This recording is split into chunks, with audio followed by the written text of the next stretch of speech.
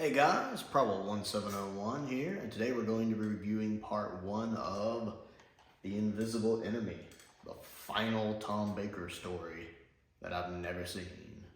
So, I've seen part 1. I want to give a shout out to Simon, one of my subscribers. He did send me a copy of this and Snake Dance, and I'm really looking forward to watching those. Now that I have a Region 2 player and can watch some of these Region 2 ones, it's really nice that a few people have been sending stuff. I appreciate that. So thank you much, Simon. I've liked part 1 so far. I am just getting over this sinus trouble, so my voice isn't quite completely at 100% yet. I still haven't seen K9 yet, so it looks like K9 has still not showed up. I know this is his first story. I was pleased to see the actor that played Professor Scarman's brother in Pyramids of Mars. He also plays like the head administrator or principal or whatever of the school in Remembrance of the Daleks. I like him. You know, he's one of those classic Doctor Who characters that, you know, they're in several stories. So when you see him, you're like, hey, that guy, cool, I like that guy. So it's cool to see him in it.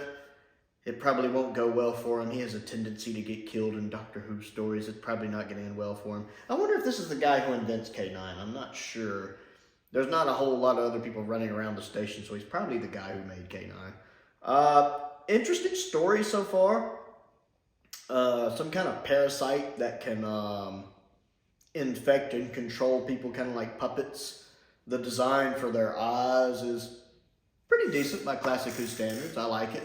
I wasn't sure when Tom first got infected, excuse me, if he was faking it or not. Like when they were sitting there telling him to go kill Leela and he was kind of going along with it. I didn't know if he was doing that just to make them think he was working for them.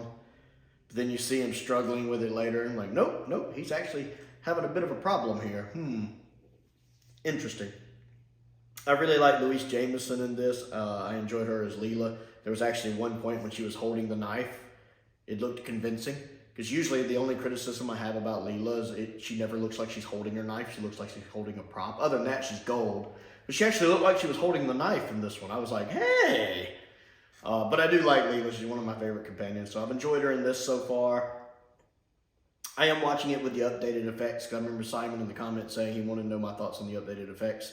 So I'm watching it for the first time with updated effects. Although I know a lot of times, I think, instead of just being brand new effects, I think they're effects that have just been enhanced. I think in a lot of places, a lot of the model work still looks fine. But the enhanced effects with the lightning and stuff looks good. The transfer of the creatures from one person to another by the little laser eye things looks pretty neat.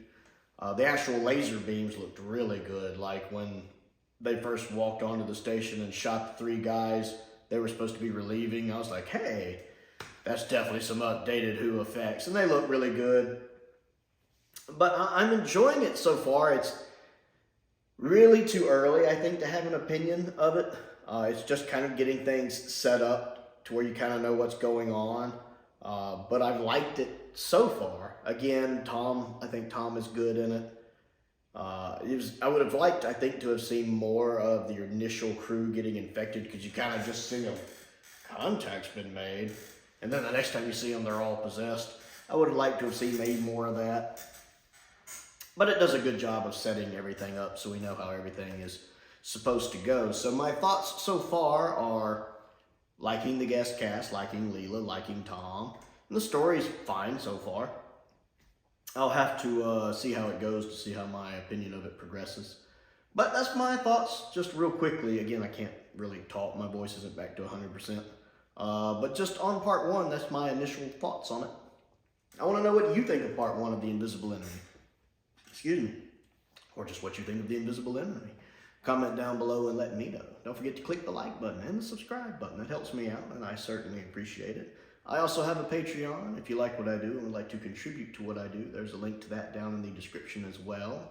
I want to give a shout out to some of my top tier patrons, Stephen Crane, Colin Coney, and Dr. Finn Perkins. I appreciate their support, as I do the support of all of my patrons. And I want to give a shout out to Simon, because I very much appreciate him sending this and Snake Dance. It's nice to be able to see my final Tom Baker story that I haven't seen. Once I finish it all, I've seen all of Tom's run, which is pretty cool, but also kind of sad. I'll have to start getting into some Tom Baker Big Finish audio stuff. But most importantly, thank you for watching.